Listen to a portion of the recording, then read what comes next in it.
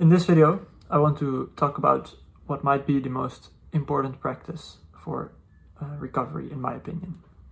And it's a practice and a shift, both. I think it starts with a practice, and eventually it will result in a kind of shift in how you see the symptoms and how you work with the symptoms. But it starts usually as a practice that you try to do throughout the day. And it is to orient towards the symptoms, basically, and to then work with the symptoms. So the most of us during this whole illness journey, we kind of learn to constantly try to get away of all the symptoms, of all the emotions that come with this whole illness. There's a lot of emotions of helplessness, of fear, of doubt, of not knowing what's going to happen. I mean, it's especially when you've done your own research into this illness, and you maybe have read a lot of stuff online, or your doctor has told you certain things about this illness and what it's going to mean to you and your life. So much strong emotions can come with that. And I remember for me, it was like there were so many beliefs about this illness that I was like, it felt like a time bomb ticking, because a lot of people said, like, yeah, when you're past a certain mark and you haven't healed yet, this is gonna be like lifelong and only 5% recovers or something.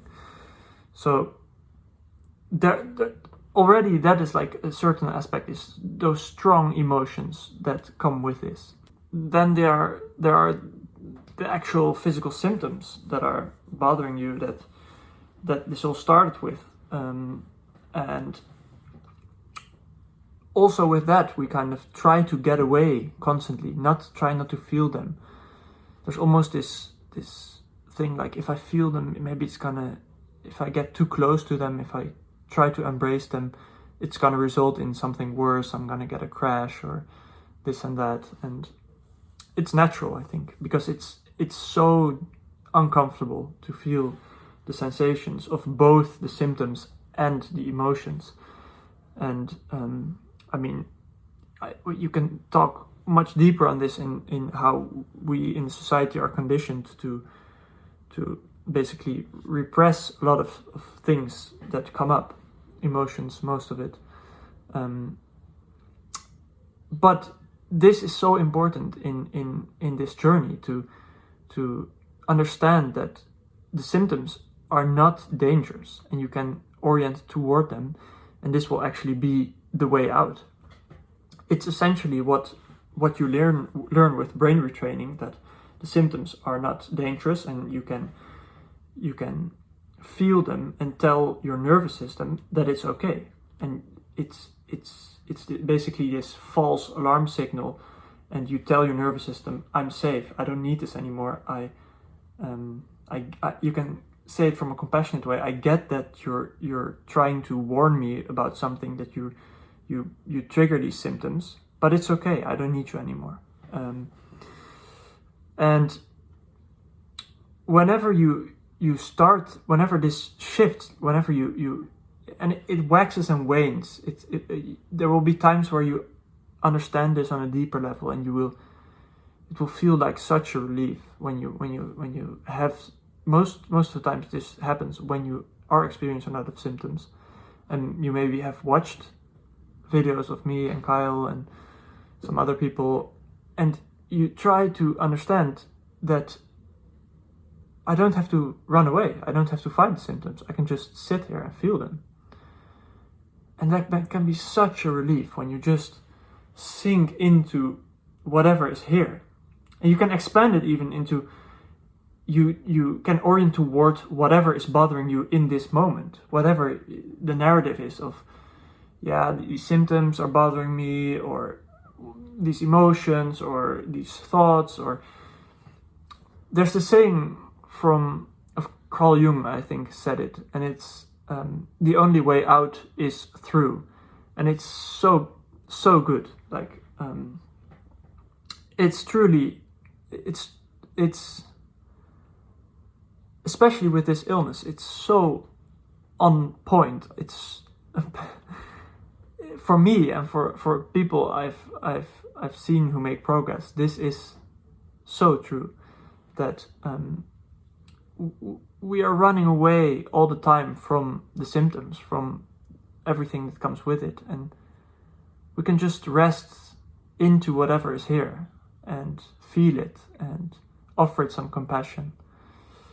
So to put it more in like practical terms, you can schedule moments throughout the day where you try to sit and do this practice, like sit and you can ask yourself, what am I resisting? What am I running away from?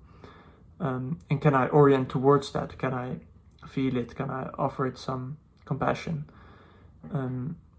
What helped really for me is choose an activity that is kind of stimulating, and do that for however long you can. But when you feel your symptoms coming up, from if we view it on a scale of 1 to 10, you wait until your symptoms kind of increase until let's say a 7 or 8 out of 10. A 7 I think is best. You don't have to be so vigilant about it and say like maybe it's a 7, maybe it's an 8, but if you're doing an activity and your symptoms increase until a level where it's getting uncomfortable, but you could go on, but it's getting a bit uncomfortable, that is for me perfect to sit and do this practice for maybe 10 minutes. It doesn't have to be long. And then you can continue with the practice. And then you sit again when the symptoms rise again. That has been so helpful for me. It's like a kind of brain retraining practice. I would do it, for example, when I was playing piano, learning a piece of piano, or which is quite cognitively demanding. And then after maybe 10 minutes, I would get contracted, I would get activated, I would feel all this kind of symptoms. And then I would take 10 minutes off to sit, feel into everything, offer it compassion. It can be here. Try to feel into the resistance. Don't resist the resistance, but feel the resistance. Let it be there. And then after 10 minutes, things would have calmed down. And then I would go on back, play piano for 10 minutes. And then in this way, I would kind of teach my nervous system that these activities are fine to do. And in the beginning, I would make the mistake where I would play piano for longer, for example. And then I would kind of, at the end, I would be too tired. And then I would lay down and rest. But I think this is a really good practice to kind of break it up into smaller pieces. And then every time feel into what's coming up when it's not that intense yet, like a 7 out of 10. Another good way you can do this with, or like it was for me, was watching a movie, like just at home, put on a movie, and I would get very activated, a lot of sensations, especially if it's like a lot of things going on in the movie, some action and stuff. You would feel the tension, you would get this sympathetic arousal, and then when you're alone, when you're at home, you can just pause the movie and just take 10 minutes, 15 minutes, whatever, to let things calm down and do the practice I just said. Feel into it, offer it compassion. And yeah, as I said, when this shift happened, when you know you don't have to resist anything in your experience, it can be so freeing.